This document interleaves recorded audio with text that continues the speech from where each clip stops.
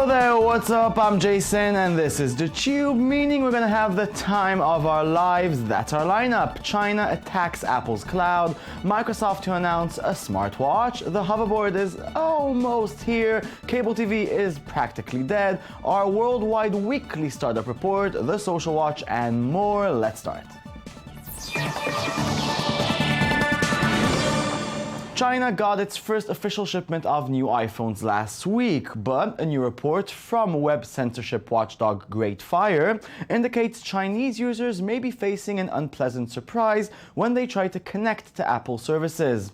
It has everything to do with iCloud, the account every Apple user must create to enjoy the company's cloud services.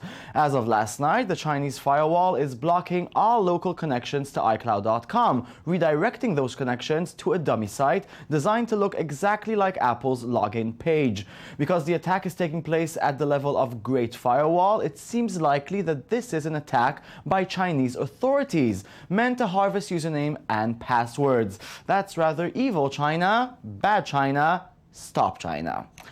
Now, Microsoft plans to introduce a wearable device within the next few weeks, according to Forbes. The report says the device is a fitness-focused smartwatch that can track its wearer's heart rate and work across different mobile platforms, which might mean it's compatible with iOS and Android handsets, not just Windows devices. It also reportedly lasts 2 full days on a single charge. That's way better than most current smartwatches.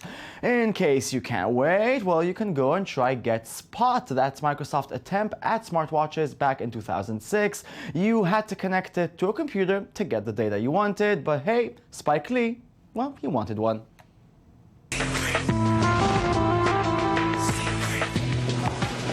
Garcia, this is my new assistant, Quincy.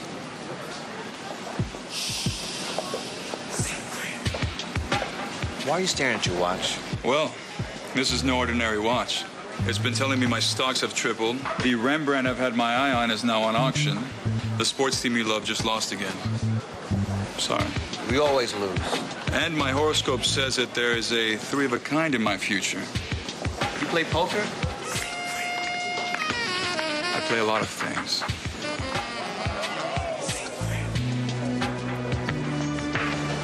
Pardon me. Aged man, amazing man. Check how he walks, how he talks, how he lays his plan. See, You know what I'm thinking? What color you want to watch in? Black. I like black. I'll get right on it. Hurry up. how he talks, how he lays his plan. Secret. Aged Why does 2006 look like 1992? What's going on?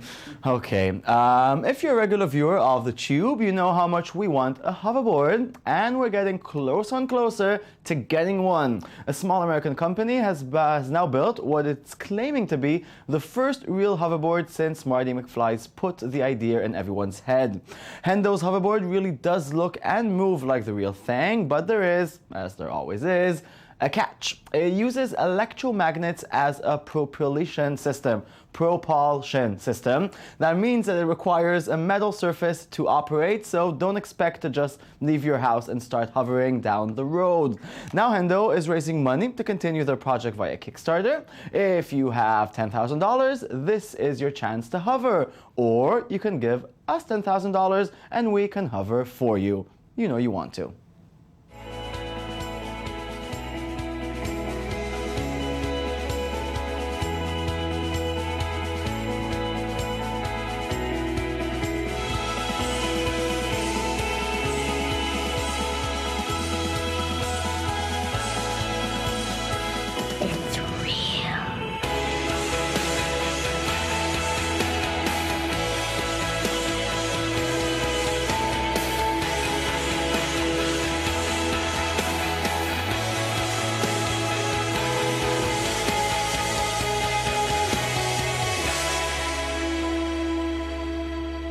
The Hendo hoverboard is just the first step.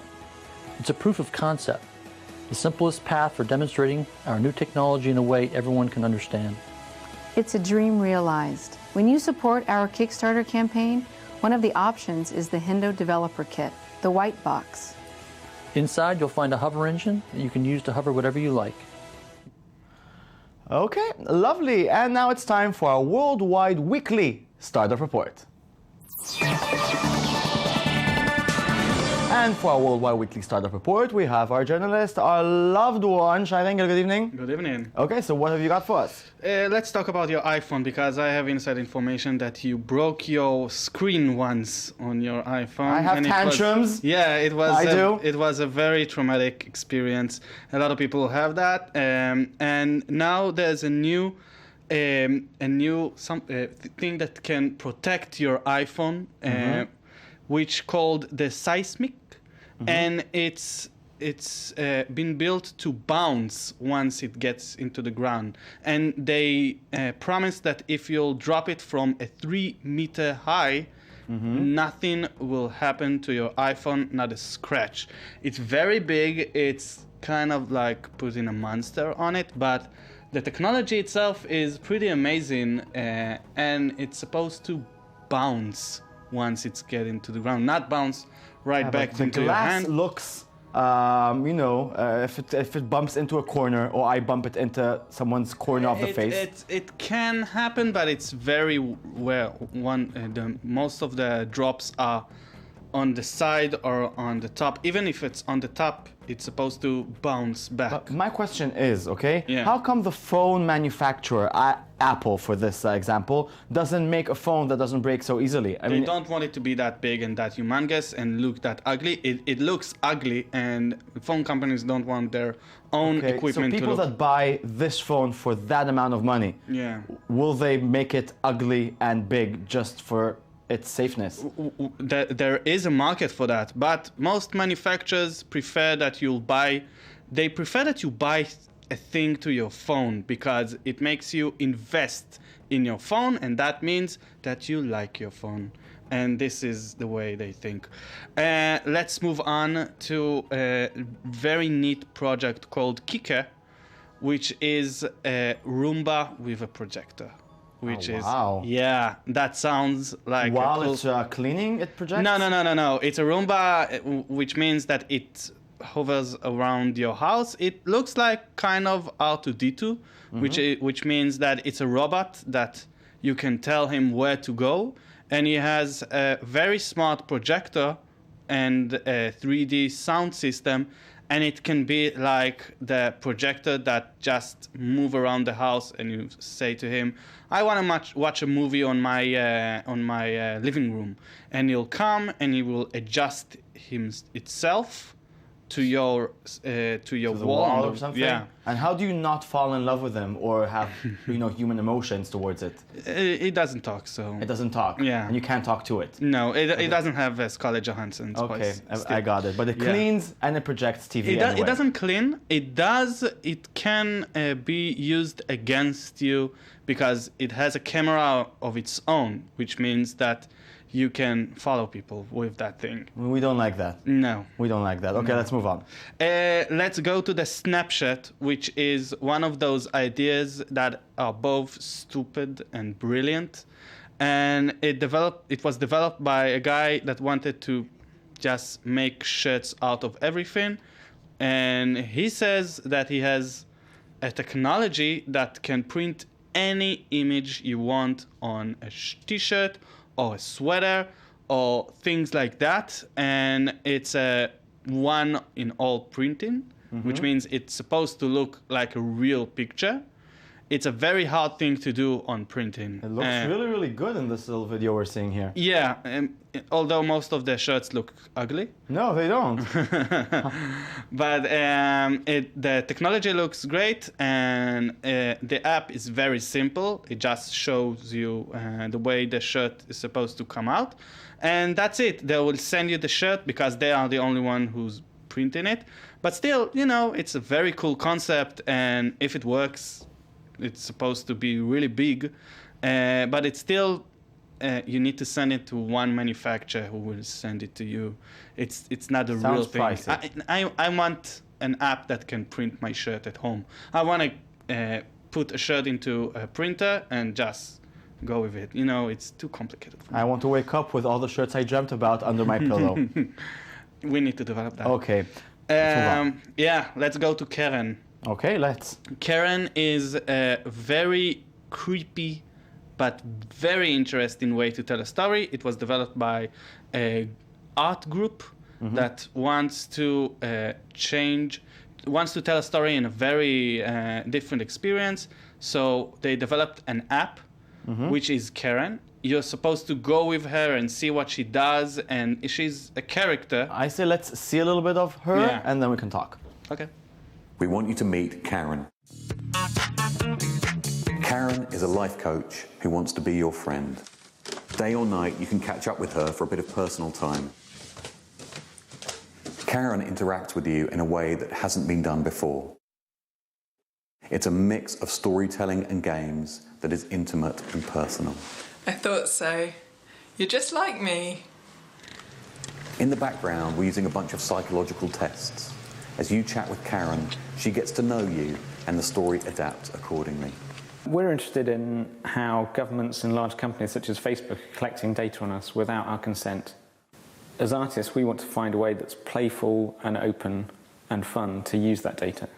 If you imagine that your friends will play as well, that your relationship with her might be slightly different than it is with other people. So I think that's quite nice that you might go, what did Karen say to you today, or what did you say back to her? And I don't know, that seems kind of complicated, creepy, and weird for just a game. Yeah, and like they said, they're interested in a fun and playful way to collect your data.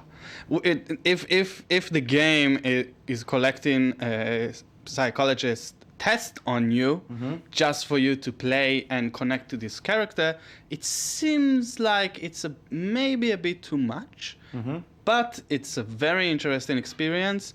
The thing is that from the 5 or 10 seconds we actually saw Karen in the video, I didn't like her. So you didn't like her? No, so it's like I didn't like her either. Ha ha ha. Thank you very much. Thank you. Okay, let's move on. Wiper.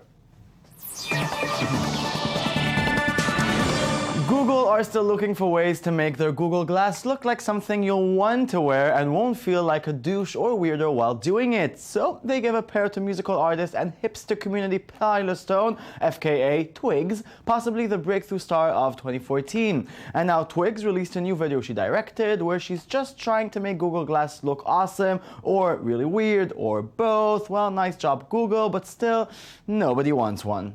Even on me.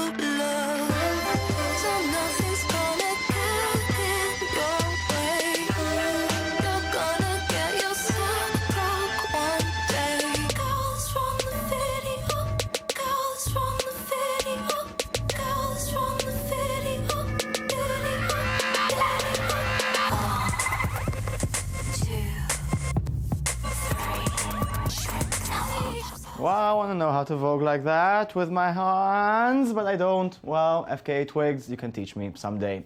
Now, Israeli video artist Vanya Heyman is at it again. The guy who was the talk of the web when he made a multi-clip for Bob Dylan's Like a Rolling Stone has returned, this time with a nice clip to a new beatbox song by Israeli comedian Roy Kafri. It's gorgeous, as always.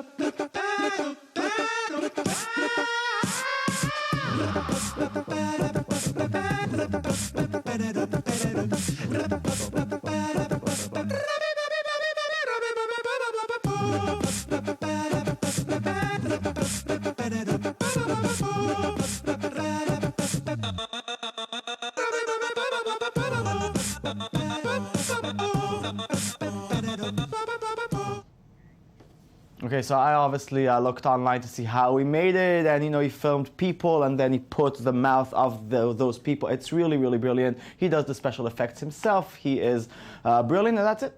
This show is over. Thanks for watching. Log on to our Twitter and our Tumblr. It's the24. We'll be here tomorrow. And always remember, happiness is expensive. And now we have time to see the brilliancy of Vanya Heyman again. Take a look again. Enjoy. Goodbye. See you tomorrow.